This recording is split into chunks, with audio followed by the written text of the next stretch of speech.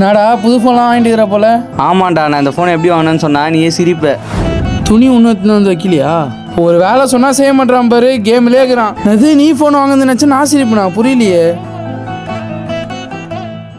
என் friend ஆப்போனண்ட்டில் வேற ஒரு பசங்களை கூட்டு வந்துட்டான். நாங்களும் பயங்கரமாக விளாட்னோம். ஆனால் தோத்துட்டோம். அந்த வெறியை தாங்க முடியாமல் ஃபோனை தூக்கி போட்டு உடச்சிட்டேன். டைமை போய் பார்த்தா 8 மணி. எங்கள் அப்பா வரவும் டைம் ஆயிடுச்சு. ஒரு துண்டில் சுற்றி வச்சிட்டேன். எங்கள் அப்பா வந்து அந்த துண்டு எடுத்ததும் கீழே விழுந்துச்சு. எங்கள் அப்பா மேலே பழி போட்டு அதே சாக்கில் அப்படியே புது ஃபோன் கேட்டேன். எங்கள் அப்பாவும் எங்கள் அம்மா ஞாபகமாக வச்சு இந்த நகையை துன்ப வச்சுட்டு அந்த ஃபோனை வாங்கி தந்தார். இப்படி தான் அந்த ஃபோனை வாங்கினேன். இதை நினச்சா உனக்குனா சிரிப்பாக இருக்கலாம், ஆனால் எனக்கு ரொம்ப வருத்தமாக இருக்குதுடா. இதில் வருத்தப்படுறது என்னடா இருக்குது?